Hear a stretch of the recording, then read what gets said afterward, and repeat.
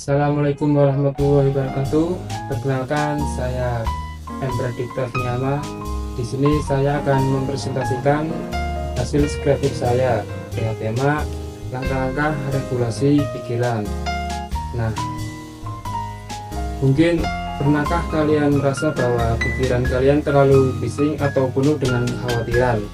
Nah, hari ini kita akan membahas tema penting tersebut, yaitu langkah-langkah regulasi pikiran. Nah, kita perlu menyadari bahwa pikiran yang teratur bukan hanya membuat pikiran kita tenang, tapi merupakan kunci utama yang membantu kita dalam mengambil keputusan dalam kehidupan sehari-hari. Nah, yang pertama yaitu kita mengenal dulu apa itu regulasi pikiran. Nah, mungkin kita bertanya-tanya, apa sih itu regulasi pikiran? Nah, regulasi pikiran itu adalah kemampuan seseorang untuk mengelola, mengendalikan, dan mengarahkan pikirannya agar tetap positif dan membantu dalam menyelesaikan masalah. Nah, mengapa ini penting? Karena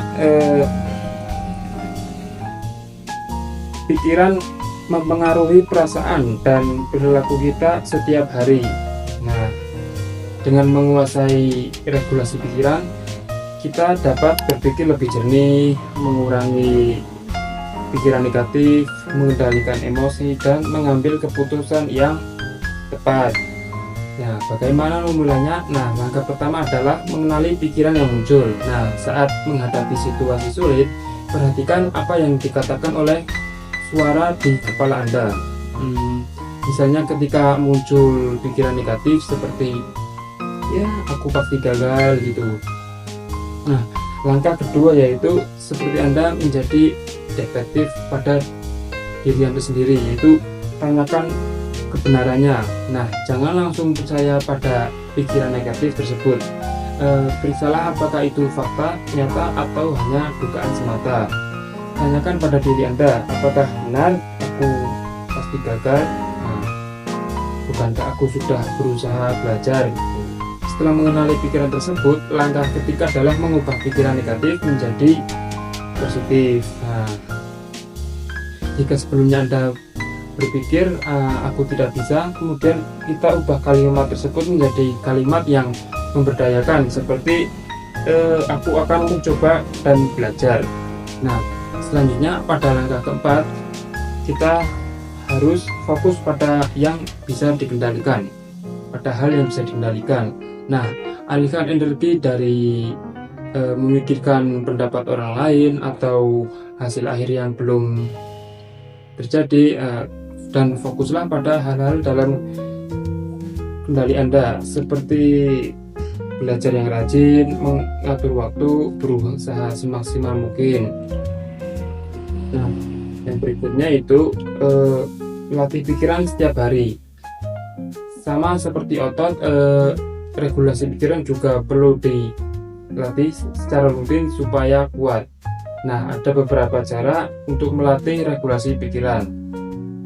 Yang pertama itu menulis jurnal harian, kemudian bersyukur, kemudian yang ketiga itu berpikir sebelum bertindak. Nah, sebelum melakukan sesuatu itu lebih baik berpikir secara matang sebelum melakukan hal tersebut. Nah, kemudian yang berikutnya itu berbicara positif pada diri sendiri atau self-talk positif.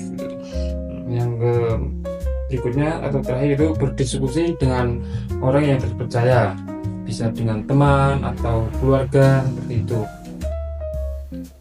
Nah, ini contoh hari.